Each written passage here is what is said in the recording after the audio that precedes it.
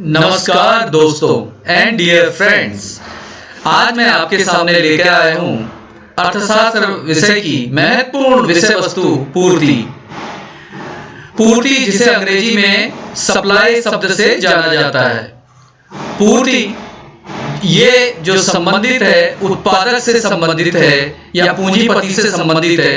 जो उत्पादन करता है वो अपनी वस्तु को बिक्री करना चाहता है। किसी वस्तु की पूर्ति से अभिप्राय वस्तु की उन मात्राओं से है जिन्हें एक विक्रेता विभिन्न संभव कीमतों पर, अर्थात कीमत कम हो सकती है, ज्यादा हो सकती है, तो वह कब उत्पादक बेचना चाहेगा पर एक निश्चित समय में बेचने को तैयार रहता है। अर्थात उत्पादक या पूंजीपति या जिसके पास विक्रेता जो है वह अपनी वस्तु को कब बेचना चाहेगा, जब उसकी अधिकतम कीमत होगी तब वह अधिक बेचना चाहेगा। अब हम अंतर करना चाहते हैं पूर्ति मात्रा तथा स्टॉक में अंतर। स्टॉक वह वस्तु की वह मात्रा है स्टॉक वस्तु की वह मात्रा है जो किसी समय विशेष पर बाजार में विक्रेताओं के पास मौजूद है। और पूर्ति अभी हमने देखा था, किसी वस्तु की पूर्ति से अभिप्राय वस्तुओं की उन मात्राओं से जिन्हें एक विक्रेता विभिन्न संभव कीमतें या कीमतें अलग अलग है पर एक निश्चित समय में बेचने को तैयार रहता है। कौन सी कीमत पर कितना बेचेगा। पूर्ति मात्रा देखें, इसमें क्या अंतर आएगा। किसी वस्तु की विशेष मात्रा से है जो एक निश्चित समय में एक निश्चित कीमत बोल रहा है। यहाँ पे विभिन्न संभव कीमत नहीं, एक जो विक्रेता है वो एक निश्चित समय पर उत्पादक द्वारा बिक्री के लिए कितनी चीज उपलब्ध है वह पूर्ति मात्रा कहलाएगी।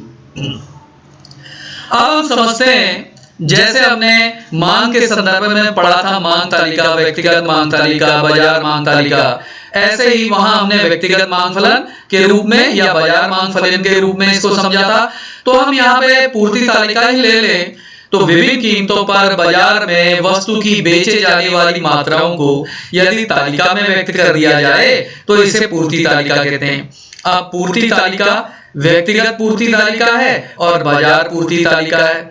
व्यक्तिगत पूर्ति तालिका हम देखते हैं एक विक्रेता के पूर्ति फलन को स्पष्ट करता है।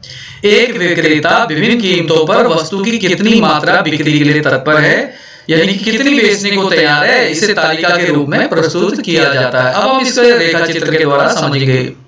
देखिए यहाँ पे पूर्ति के लिए 4 में पूर्ति मात्रा कम है, 2 है, 5 में थोड़ा बढ़ गई 4, 6 अगर कीमत है तो उत्पादक ज्यादा बेचना चाहेगा, 6 कर देगा, 7 में 8 बेचना चाह रहा है, 8 में 10 बेचना चाह रहा है, 9 में 12 वस्तु। इसे चित्र के रूप में यहाँ हमारी कीमतें रहती हैं, यहाँ पूर्ति की मात्रा रहती है एक्स एक्सिस में।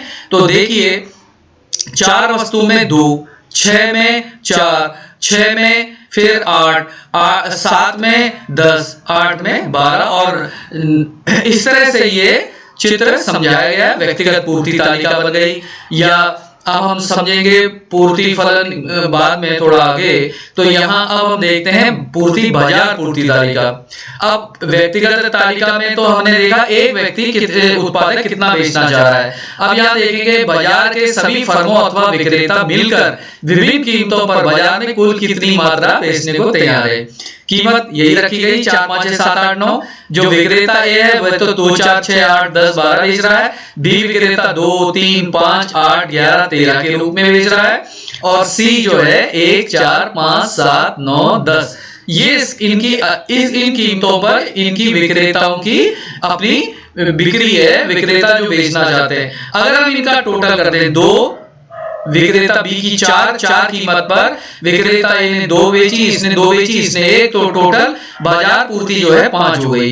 इसी तरह से 5 कीमत पर अलग अलग विक्रेताओं का कुल योग 7, 4, 11 और 6 कीमत पर 6, 5, 11, 5, 16 और 7 कीमत पर 8, 8, 16, 7, 23 बना इसका हिसाब। और 8 कीमत पर 10, 11, 9, 30 और 12, 13, 10, 35। तो इस तरह से हमने देखा। इसको हम अब जो रेखा चित्र बनाएंगे उसमें हम ये कीमत ले लेंगे और ये जो कुल हमने किया है बाजार पूर्ति का इसको एक्स एक्सिस में दिखाएंगे और कीमतों को वाई एक्सिस में दिखाएंगे।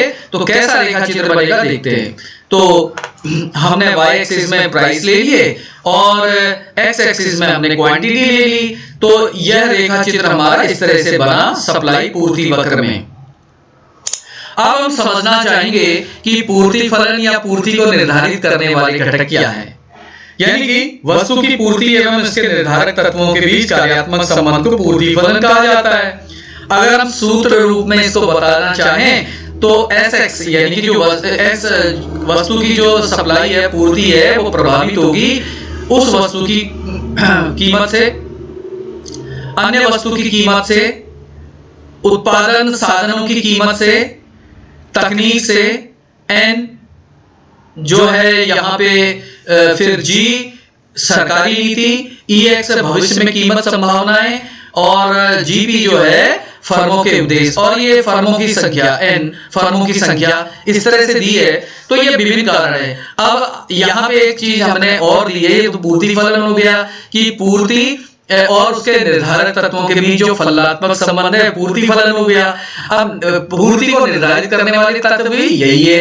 अगर आपसे पूछा जाए पूर्ति किन चीजों से प्रभावित होती है, उस वस्तु की कीमत से होती है, उस अन्य वस्तु की कीमत से होती है, और जो उत्पादन साधनों की कीमत से होती है, तकनीक से होती है, फर्मों की संख्याओं से होती है, सरकारी नीति और भविष्य में की संभावित कीमत और फर्म का उद्देश्य जो है, इन सब से हमारी कीमतें प्रभावित होती हैं।